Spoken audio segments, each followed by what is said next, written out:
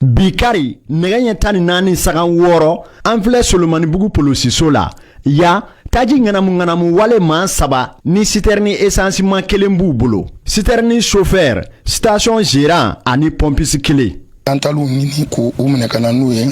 interrogatoire kɔnɔ an y'a sɔrɔ k'a fɔ litiri 2000 ɲɔgɔnna kun kɛla kɔnɔ ka ban donc comme baara jɔla a ma se ka fa donc an ye camion an y'a minɛ kana n'a ye an nana ni gérant ye an nana ni pompiste ye an nana ni chauffeur ye u saba bɛ an ka bolo kan pour que ka continuer ni enquête ye. Eta 4 sagan 52 yan ye Tabakɔrɔ polosiso ye citerni belebeleba kelen n'a bolibaa b'olu bolo. Donc an ye mobilitigi chauffeur kɛ ani citerni an y'u minɛ an nana n'u ye commissariat la Tabakɔrɔ yan u selen yan an ye sɛgɛsɛgɛliw kɛ an ye mun sɔrɔ sɛgɛsɛgɛli ninnu kɔnɔna na o y'a yira k'a fɔ ko chauffeur kɛ mobilitigi kun ye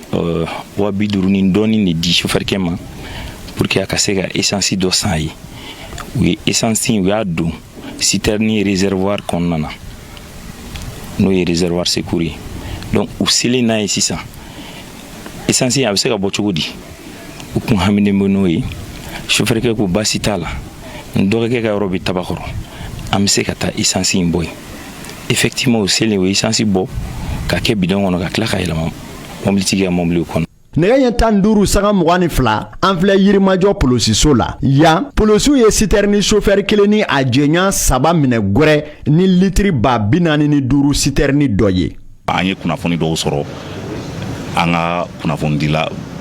dɔw ka yɔrɔ la k'a fɔ citerni dɔ bɛ Musabugu kɔnɔna dɔ la o essence b'a la ka feere ye donc kibaruya dara an tulo kan an ye an sebaw nɔ gɔni na an n'an ka cɛdenw ne yɛrɛ b'u ɲɛma an taara an ye sɛgɛsɛgɛli kɛ ka yɔrɔ ɲini ka laraweli kɛ ka sa citerni jɔlen kan donc o yɔrɔ la an ye chauffeur kɛ sɔrɔ ye ani maa minnu b'a kɛrɛfɛ. An bɔlen Yirimajɔ polosiso la nɛgɛ ɲɛ 15 sagan 48 an donna Sogonikɔ polisiso kɔnɔ essence feere jugu kɛbaa maa 3 ni essence bidon 60 ni barikon 7 falen b'olu bolo tɛtɛ. O perquisition kɔnɔna de la an ye mɔgɔ 3 minɛ ani bidon 65 o bɛɛ falen de don essence la ani barikon 7 barikon 7 in na kelen a falen tɛ. Bidon langolo a ye bidon langolo 200 de minɛ o bɛɛ bɛ an ka niveau la yan nɔ ka yɔrɔ la bidon camanba de bɛ yen nɔ k'ale bɛ taa n'an ye o yɔrɔ la.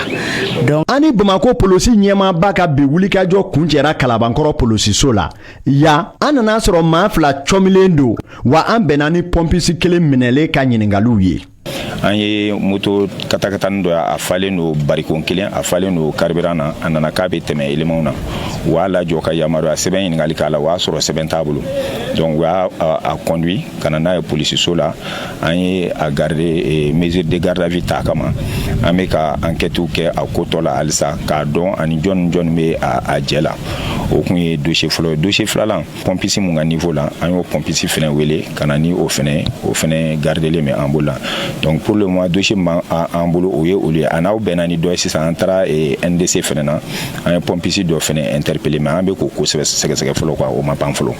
Ni maa minɛlenw ni u bolofɛnw bɛɛ lajɛlen kɔ Bamako polosi ɲɛmaa fɛ a ka dantigɛw filɛ. Nisɔndiyaba de don ne yɛrɛ ma maintenant ne y'o ɲɛmɔgɔ ye n'a fɔra an bilara baara min na o y'a kɛwale yira parce que nin ye o jaabi de ye k'a fɔ ko faamaw ye fɛn min ta k'a kalifa n na an y'a se k'a sin fo k'a se a dan na o la an ye mɔgɔw kojugukɛla minnu b'a kɔrɔ n'u bɛ yɛrɛ kun nafa ɲini la bon an bɛ ka dankara la dɔɔni dɔɔni ne kɔni b'a ɲini halisa population fɛ u bɛ k'an dɛmɛ n'u y'a ye yɔrɔ o yɔrɔ u kana hésiter numéro vert bɛ yen ou bien commissariat ka sɔrɔ i la mɔgɔ yɛrɛ b'a fɔ polisiw bɛ fan bɛɛ parce que station fɛn fɛn Bamakɔ fan bɛɛ polisiw bɛ yen o la i bɛ se ka taga ɲɛf'u ye an bɛ taga dankariw la. Aji ko gwɛlɛya bɛ yen bi nga jatew ni sɛgɛsɛgɛliw y'a sɛmɛntiya k'a fɔ ŋaniya ni kɛwale jugu wale caman donnen don a kɔrɔ